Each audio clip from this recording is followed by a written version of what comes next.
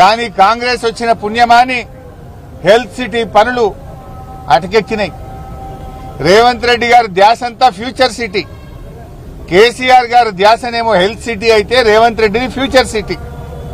కేసీఆర్ గారు ఈ వరంగల్ జిల్లా ప్రజలకు, ఈ ఉత్తర తెలంగాణ ప్రజల ఆరోగ్యాన్ని కాపాడాలి, ఈ ప్రజల ప్రాణాలు కాపాడాలి అని పేదల కోసం కేసీఆర్ గారు హెల్త్ సిటీని నిర్మిస్తే, రేవంత్ రెడ్డి ఏమో రియల్ ఎస్టేట్ ఏజెంట్ల కోసం, కాంట్రాక్టర్ల కోసం ఫ్యూచర్ సిటీ మీద శ్రద్ధ చూపిస్తా ఉన్నాడు. కేసీఆర్ గారి శ్రద్ధ హెల్త్ సిటీ అయితే రేవంత్ రెడ్డి శ్రద్ధ ఫ్యూచర్ సిటీ.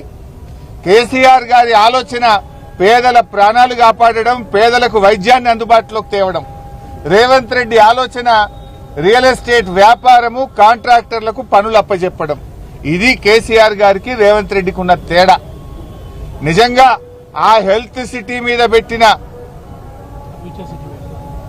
ఆ ఫ్యూచర్ సిటీ మీద నువ్వు పెట్టినటువంటి శ్రద్ధ ఒక 10% హెల్త్ సిటీ మీద పెట్టినా ఈ పాటికి పూర్తి అయిపోయేది.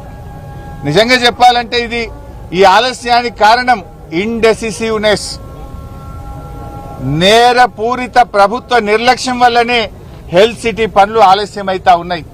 నీ ప్రభుత్వం అధికారంలోకి వచ్చి 2.5 సంవత్సరాలైనా హెల్త్ సిటీ ఎక్కడేసిన గొంగలి అక్కడే అన్నట్టుగా ఉన్నది.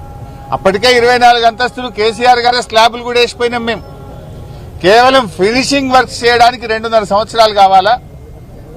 2.5 సంవత్సరాల నిర్లక్ష్యం దేనికోసం? ఇవాళ చాలా పనులు తొలగించారు. ఆనాడు కేసీఆర్ గారు పేషెంట్